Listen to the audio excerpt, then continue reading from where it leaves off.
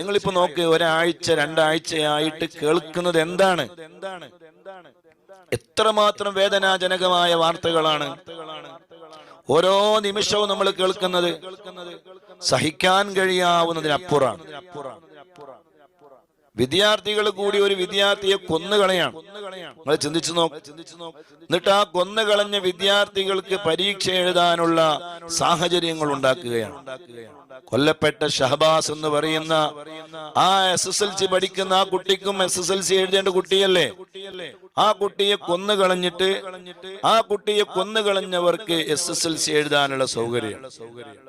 ഇത് എന്തുമാത്രം വലിയ ഭീതിജനകമായ കാര്യങ്ങളാണ്. ആ കുട്ടിക്ക് SSLC ഇല്ല, ഉപ്പയില്ല, ഉമ്മയില്ല, എല്ലാം കഴിഞ്ഞ് ഖബറിലേക്ക് പോയി. ഒരു സഹപാഠികളെ കൊണ്ട്, മറ്റൊരു വിദ്യാർത്ഥികളെ കൊണ്ട് ഉണ്ടായ വലിയ ദുരന്തല്ലേ. അള്ളാഹു ആ ഷഹബാസ് എന്ന് പറയുന്ന കുട്ടിക്ക് അള്ളാഹു പുറത്തു കൊടുക്കട്ടെ. അവരുടെ മാതാപിതാക്കൾക്ക് അള്ളാഹു വലിയ ക്ഷമ അള്ളാഹു പ്രദാനം ചെയ്യട്ടെ.